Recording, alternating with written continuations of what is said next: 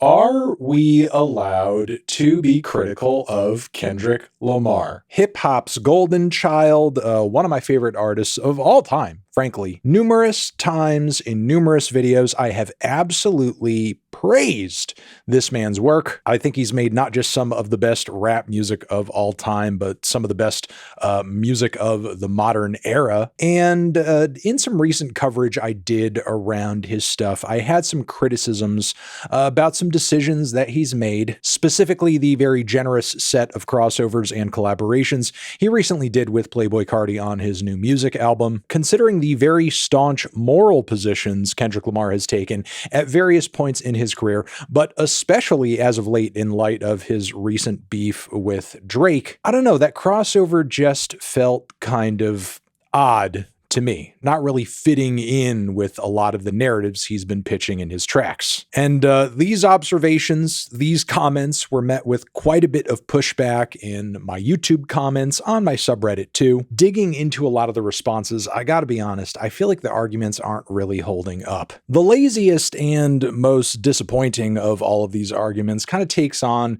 this flavor of, hey, remember all those bars and songs where Kendrick told you he's not your savior, and he's not like here to be your role model, he's not a perfect person, so on and so forth. When in fact, yeah, I remember those tracks, I remember those bars, I was there. And I would argue to you that I or anybody else could seek from Kendrick Lamar a little bit more consistency between the talk that he talks and the walk that he walks, without looking at him or observing him as like the savior of hip hop, the savior of all music, or like some angel that God brought us to grace our ears with just musical divinity. Because here's the thing, to be a savior, to be Christ-like, to be perfectly moral in all ways, that is at a level of behavioral perfection that is far, far, far, far, far beyond the conscious choice of collaborating with a guy who has like very credible woman beating allegations. Those are not the same thing. And if they are the same thing, the bar's in fucking hell. Like if you came up to me and told me, oh man, I'm so Christ-like, I'm so moral, I'm so good, I'm not friends with any woman beaters. Man, I wouldn't even think about hitting a woman. Like, I'm basically God, I'm so good. I would look at you like you're a psychopath. The problem is these people are treating Kendrick's albums and bars like they're the fucking Bible or like they're the 10 Commandments etched into stone. You're telling us that Kendrick is not your savior, and yet you're treating him as if he's infallible. You're doing the thing. You're projecting. I mean, I'm sorry, regardless of how great Kendrick's albums are and how impressive the lyricism is and so on and so forth, like, you can't have it both ways here. Kendrick can't avoid any and all accountability for his actions and behaviors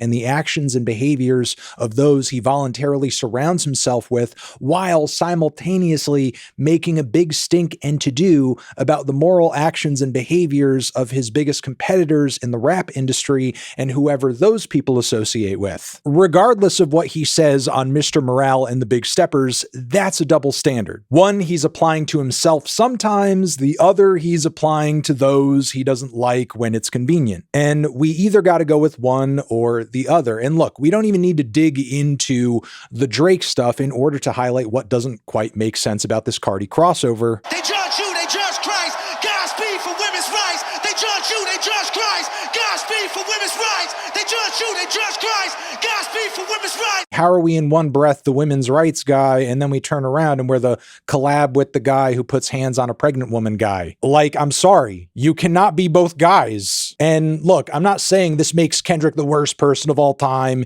and he's garbage, and he's trash, and as a result of this, you can't listen to his music anymore, and none of his music means anything. I'm not saying that. All I'm saying is key points of your messaging and key points of your behavior are not really fully lining up in a way that optically is not that great, less than ideal, to put it nicely. I understand the point that Kendrick was trying to make with Kodak Black on Mr. Morale. Were there better ways of going about doing it than having Kodak Black in the cut? Yeah, I think so. I'm not against people growing and changing and, righting their past wrongs. That's totally fine. I support that. But growth without actual change or apology or some kind of alteration in the path that you're moving forward through, it means nothing. I've also been seeing that Drake deserved all the smoke in the midst of the beef because he's a fake thug and, for other reasons outside of, just the moral stuff. You could feel that way, but the thing is, again, I feel like we are issuing a double standard here because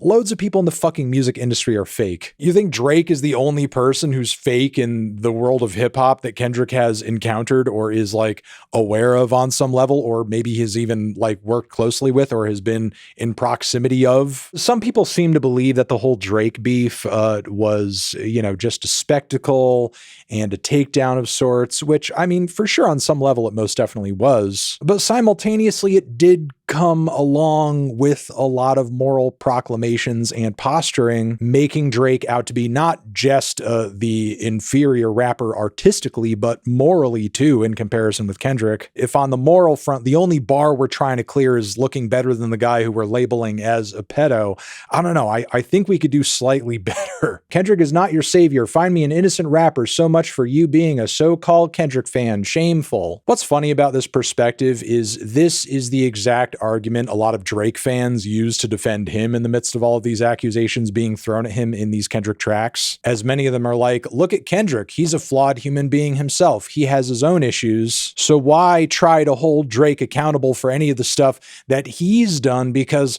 the guy who is accusing him and is attacking him is imperfect himself. And I'm sorry, just expecting the most minor baseline level of consistency between what you say and what you do, that doesn't make you a savior, not in my fucking eyes. That just makes you a normal, trustworthy person and not a dirtbag. No one with any real serious common sense here is expecting Kendrick to be perfectly innocent of any sins, and for that to be doubly the case of anybody who comes within a 3-foot radius of him. What I'm saying is that it's a bit silly to at the same time be the Godspeed women's rights guy and also the I'm going to ignore when women suffer abuse guy, unless I can pin it on a rapper I don't like, as well as also remind people he's a deadbeat dad while also collaborating with a guy whose baby mama is tweeting once again about how he's a deadbeat dad. And look, the fact that this is a discussion I am having with you right now at this point in time is proof that I have been, at least on some level, understanding and forgiving of Kendrick on this issue, because we could have gone into this discussion in light of that really weird XXXTentacion support tweet from way back when. We could have gone into this discussion again around that Kodak Black feature, which I tried to see the validity in the point he was making around that, which I did. And with this cut, I think Kodak pretty much becomes a poster child for the point that Kendrick is trying to make here on this LP for personal progression. And I think he knowingly puts his audience in a bit of an awkward spot by presenting Kodak in this way, knowing that some people may be pushed to at least give him the benefit of the doubt in some way, maybe believe in his ability to change and his ability to come to grips with his past and his present in the way Kendrick has on this record too. Kendrick even goes as far as to say on the song Savior that he sees himself in Kodak. Now, do I think Kendrick's idea here is perfectly reasoned? Absolutely not, but it's certainly closer to making sense than let's say for recent comparison, Kanye's inclusions of Marilyn Manson in the recent Donda album cycles. We also could have gone into this discussion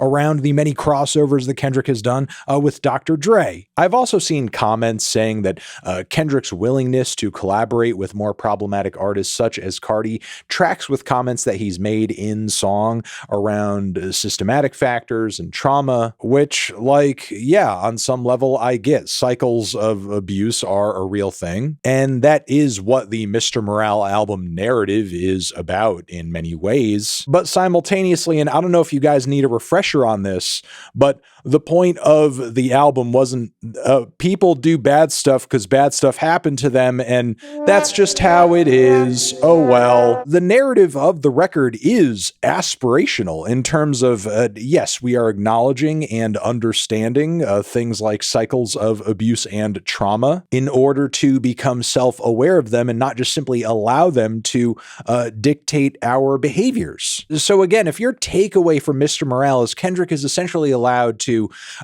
do any crappy thing he wants and he's just beyond criticism because he told you he wasn't perfect, I'm sorry, you got to listen to the album again, because looking for someone's words to be backed up by their actions, again, is not like savior levels of expectations. And I don't think I need to point out in these Cardi collabs, there's like no element of redemption here narratively. He's literally referring to the guy as his evil twin. The evil twin lyric doesn't just feel like an acknowledgement of Cardi's toxic behavior, but also a celebration of it, which again is not what Mr. Morale and the Big Steppers was about. To the extent that album did depict and acknowledge behavior that came from traumatic backgrounds and experiences, the whole point of the record was to contextualize that trauma, try to understand the root cause of it, and through that, seek to change and like break the cycle. Gonna leave it there. You guys are the best. Let me know what you think down in the comments. I'm sure you will. Over here next to my head is another video that you can check out. Hit that up or the link to subscribe to